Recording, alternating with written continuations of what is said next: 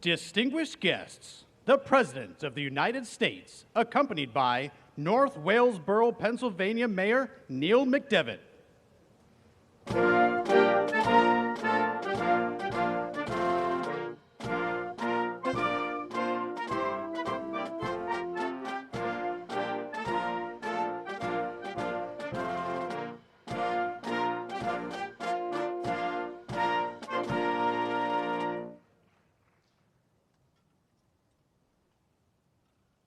Hello, good afternoon, everyone. My name is Neil McDevitt. I'm from North Wales, Pennsylvania. I'm the mayor for the borough of North Wales. Today, we celebrate the Americans with Disabilities Act, Disability Pride, and Deaf Awareness Month. We are here today to celebrate the victories of the people who fought for our human and civil rights and prepare ourselves for the ongoing challenges that lay ahead. I'm deaf. I was born in 1973, extremely prematurely, and I became deaf when I received too much oxygen. I was adopted by two wonderful parents, Neil and Susan, and they decided that we would chart our own path as a family. And they decided that we would use sign language as our primary method of communication. A lot of parents of deaf children still don't know sign language. And so for most of my childhood, my mother actually signed better than I did. Like many of you, I woke up one morning with rights I did not go to bed with.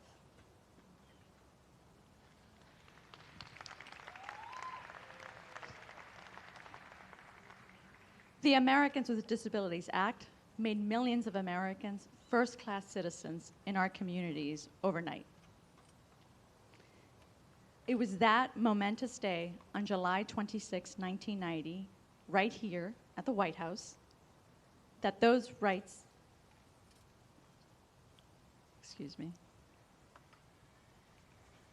that those rights were signed into law. And it's a direct line from that day, July 26, to me being here standing before you as the first deaf person to be directly elected as mayor in the United States. I'm proud to say that this administration has been steadfast in their fight to eliminate the barriers we face daily. President Biden and Vice President Harris have had our backs from day one. It's my honor and privilege to introduce President Joe Biden. Thank you, President. Thank you. Thank you so much.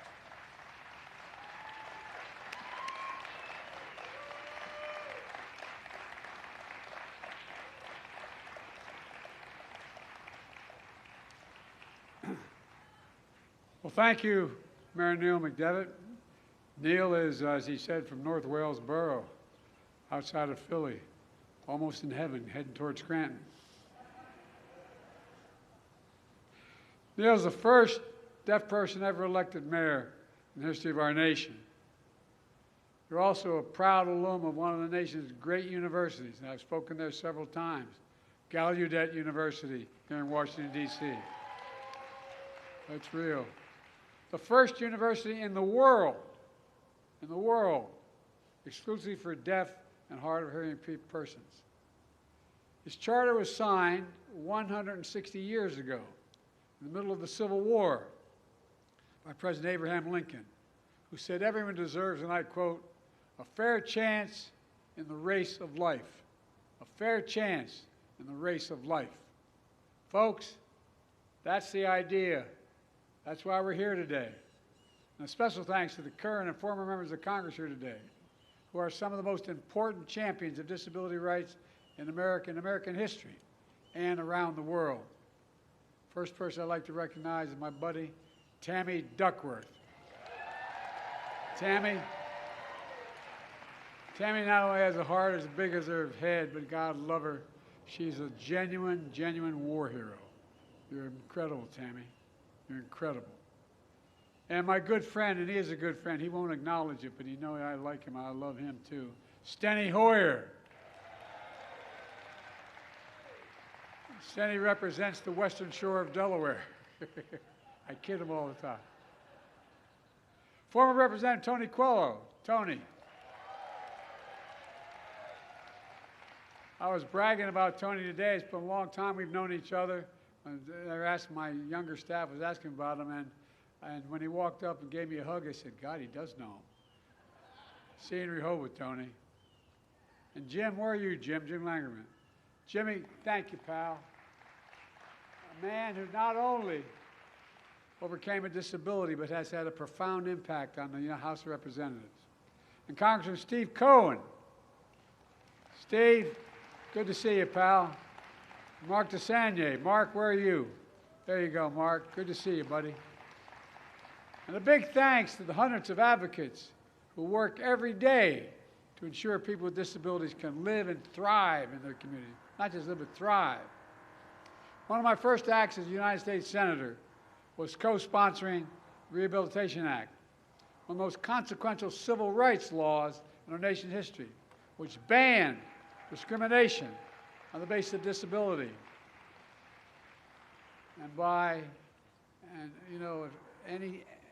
No disability could be not looked at without any program that was funded by the federal government. Promoted equal access to communities, authorized independent living services, and so much more. The rehabilitation also laid the groundwork for the landmark law we celebrate here today, the Americans with Disabilities Act.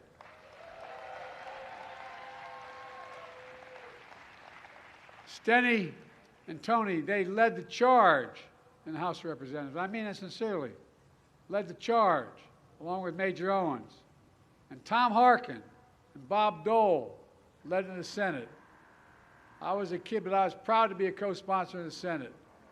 Right here in this lawn, 34 years ago, President George H.W. Bush signed it into law, proving we can work together in a bipartisan fashion to ensure the American dream is available to all of us, not just some of us. We've got to get back to those days. Today, more than 3 decades after ADA's passage, many of us can still recall an America where a person with disabilities could be denied service in a restaurant or grocery store, where an employer could refuse to interview or hire you because of a disability. But for more than 61 million Americans living with disabilities, these laws are a source of opportunity, respect, and pride, and dignity now. Dignity. My dad used to say that's the single most important thing people should be treated with dignity. But of course, these laws did not bring an end to the work we need to do. That's why Kamala and I have been so determined to move our nation forward for Americans living with disabilities. We're transforming the way the economy works for all Americans. For example, people with disabilities are working more than they ever did before. And our short term, my short term, our short term, it's going to be a long term for Kamala, I hope.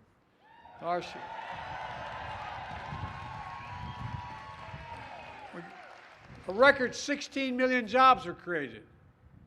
But of those 16 million, 2.2 million jobs were with people with disabilities, the highest unemployment rate on record.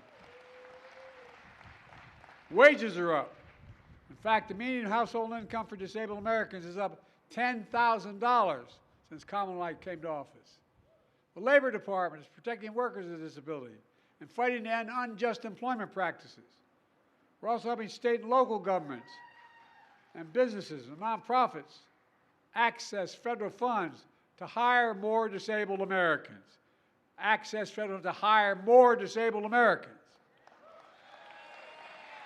And we're going to continue to make sure this administration looks like America, appointing people with disabilities to positions throughout our government, throughout this government.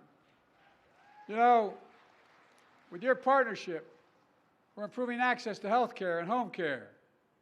Before some doctors and hospitals actually were denying medical treatment related to organ donations and life-saving care for disabled Americans, based simply on their disability alone. Sorry, the sun's shining.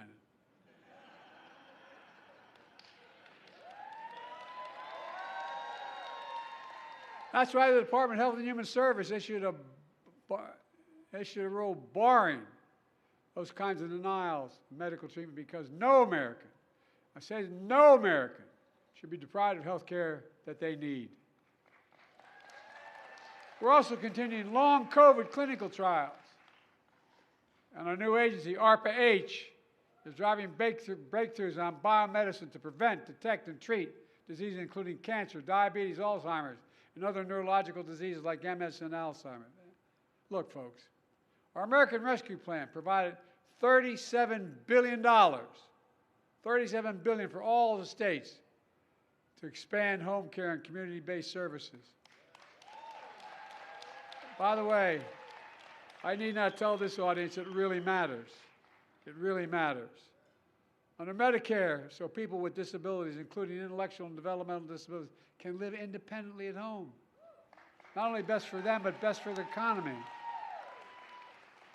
And in the decades since the ADA, we're fighting Big Pharma to give Medicare the power to negotiate prescription drug prices for seniors and people with disabilities. Finally, finally, finally. And thanks to the Inflation Reduction Act, we finally beat Big Pharma. Stenny and I were fighting them back when we were young members of the Congress. Well, guess what? We finally beat them. We've capped the cost of insulin for seniors and people with disabilities on Medicare who have diabetes at $35 a month instead of up to $400 a month. And starting this January, the total out-of-pocket prescription cost anyone will have to pay, it falls in those categories, is $2,000 a year. People with disabilities on Medicare, even expensive drugs like cancers that cost $10, $12, $14 a year, will not have to pay more than $2,000 a year for everything, every single drug. Part of that deal, we also negotiated lower cost for the 10 most expensive prescription drugs that treat everything from heart disease to arthritis, which goes into effect in January. And from that point on, every year, 10 new drugs will be negotiated going forward every single year. And by the time our reforms not only save seniors and people with disabilities money, they save the taxpayers $160 billion. $160 billion just for the first passage. Because Medicare no longer has to pay those exorbitant prices to Big Pharma. And the savings for American taxpayers is only going to go up.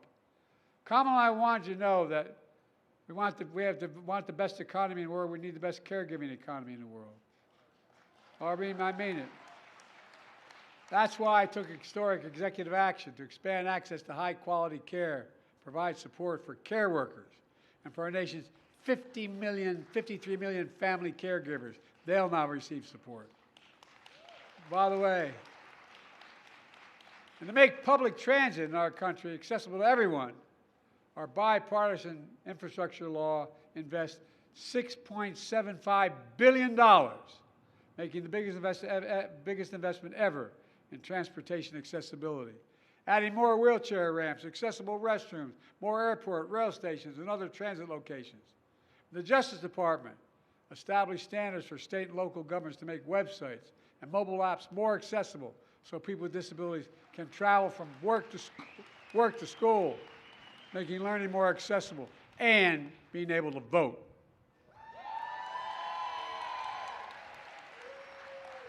And something Cam and I are really proud of, we celebrate disability pride.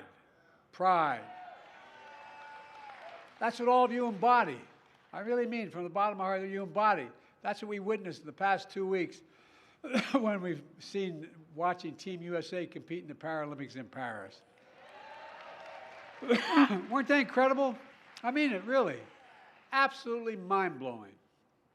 And thank you all from the bottom of my heart for showing you what to do to ensure that the promise of America is delivered to all Americans, so that everyone, and I mean this truly, everyone has a fair chance in the race of life.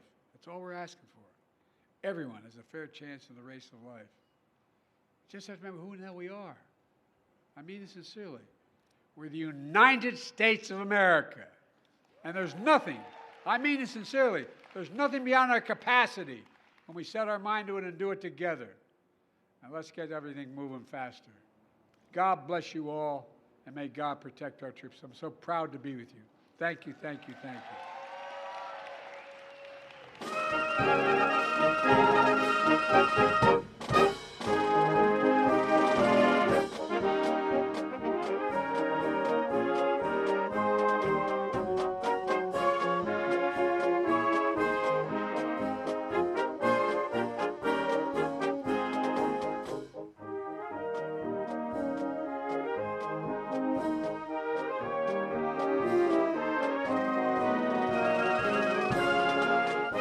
Distinguished guests, this concludes the remarks portion of this program. Please make your way toward the Kennedy Garden for the reception.